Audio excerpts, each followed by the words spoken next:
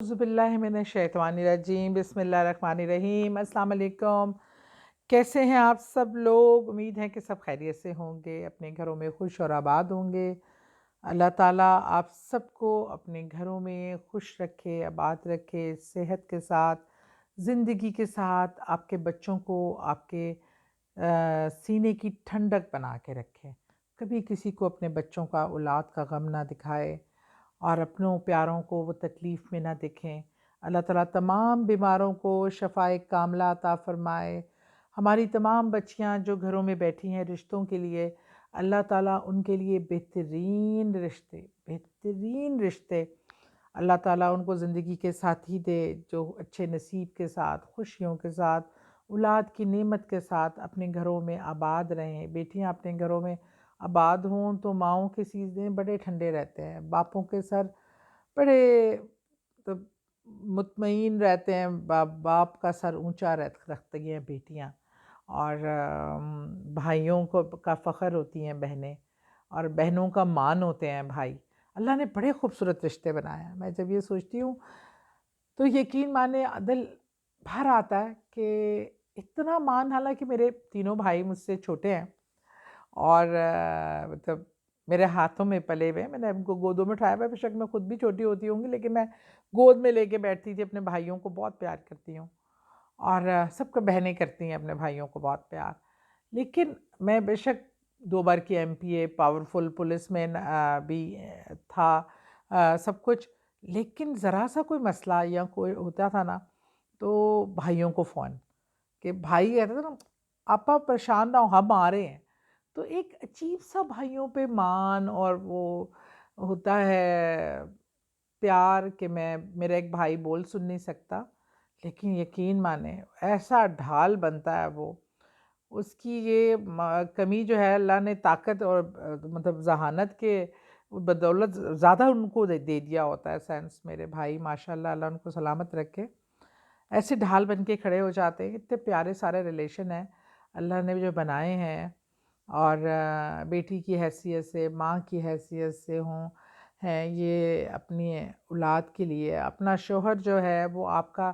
اللہ نے ایسا نگہبان بنایا ہے کہ جتنا مان آپ اپنے شوہر پہ کر سکتے ہیں وہ کسی پہ بھی نہیں کر سکتے۔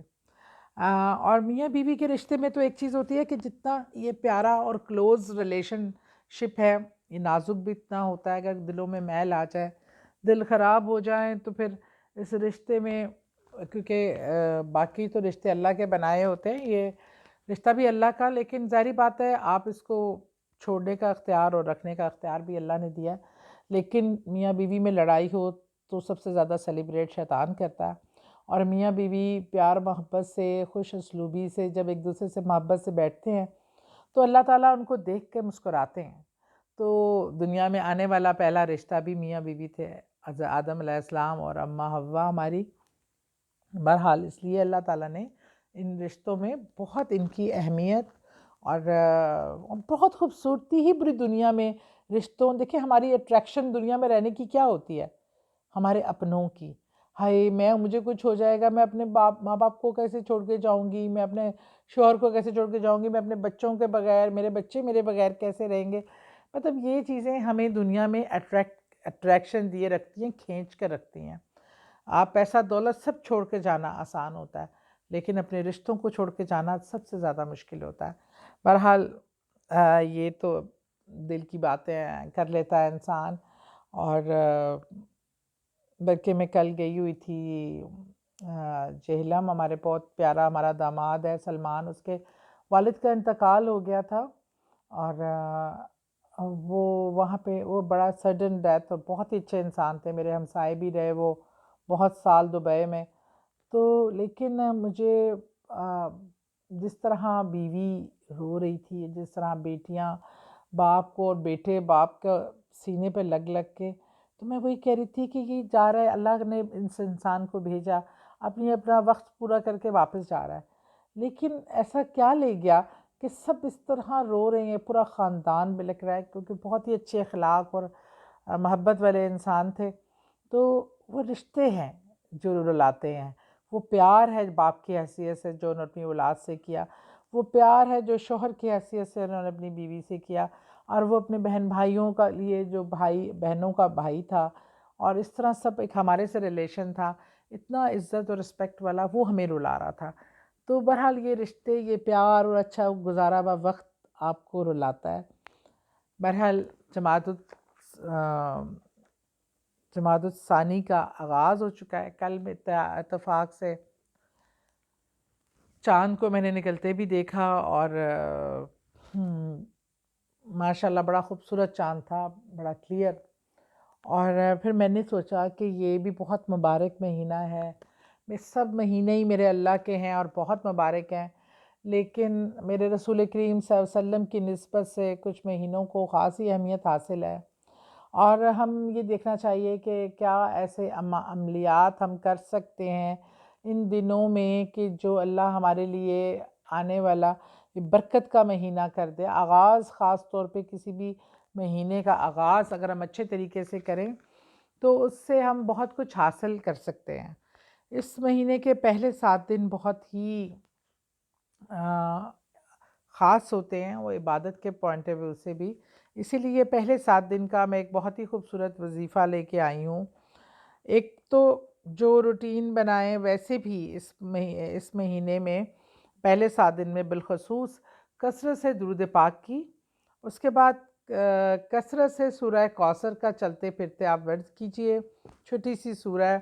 اور سب کو ہی یاد ہے میرا خیال میں۔ اور اس کے بعد ایک چھوٹا سا عمل میں آپ کو بتانے جا رہی ہوں، ذرا سمجھ کے، کہ آپ نے تھوڑی سی مٹی لینی ہے، مٹی لے کے آپ نے ایک سبز کپڑے میں وہ مٹی باندھ لینی ہے،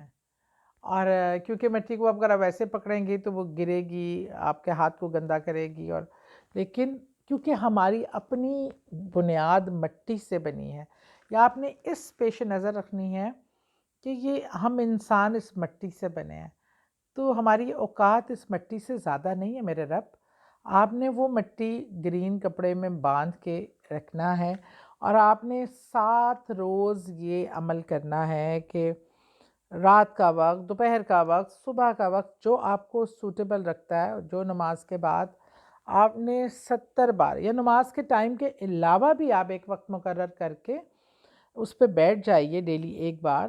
اور 70 بار سورہ کوثر، اول و آخر درود پاک، اس میں تو کوئی دوسری بات ہی نہیں ہے، اور 70 بار سورہ نصر آپ نے پڑھ کر اس پہ پھونک مارنی ہے، بلکہ پھونک نہیں مارنی، سامنے رکھ کر اس پہ پڑھنا ہے آپ نے، اور اللہ کے حضور دعا کرنی ہے کہ اللہ جیسے یہ مٹی پڑی ہے میرے سامنے، ہم بھی تیرے سامنے مٹی سے بنائے ہوئے انسان ہیں، اور ہماری اوقات اس مٹی سے بڑھ کر نہیں ہے تیری درگاہ میں، تیری بارگاہ میں، پر ہم تیری مخلوق ہیں۔ ہماری تمام تکالیف، ہماری بیماریاں، ہماری معاشی پرابلم، ہمارے بچوں کے ایشو، ہمارے صحت کے ایشو، ہمارے فائنینشیل ایشو، کاروباری ایشو، جو بھی مسائل ہیں، تو اس صدقے اس کلام کے، صدقے اس مہینے کے، اپنے آخر النبی حضرت محمد مصطفیٰ صلی اللہ علیہ وسلم، جن کے پاؤں کے نیچے آنے والے مٹی کے ان ذرات کے بھی ہم قابل نہیں، ہم ان جتنے نہیں، ہمارا وہ درجہ نہیں، ان کے صدقے جو ہے ہمیں اس مٹی سے تو نے پیدا کیا، اور ہمیں تو میرے مولا ہماری یہ تکالیف کو اپنی بارگاہ میں شرف مقبولیت دیکھ کے ہماری دعاؤں کو، ہماری تکالیف کو ختم فرما، ہمارے دکھ درد ختم کر دے، جس کا جو ایشو ہے، وہ جو دماغ میں سب سے زیادہ اس کے وہ ایشو اس کو پرابلم کر رہا ہے، بلکہ تمام ضروریات زندگی، تمام حالات اور واقعات، تمام دنیا آخرت، بیماری، شفا، پیسہ، دولت، اولاد، ہر حوالے سے دعا کیجئے کھل کر، اور 7 دن آپ یہ عمل کریں گے، کسی بھی ایک وقت مقرر کر کے 70 بار سورہ کوثر، 70 بار سورہ نصر پڑھ کر،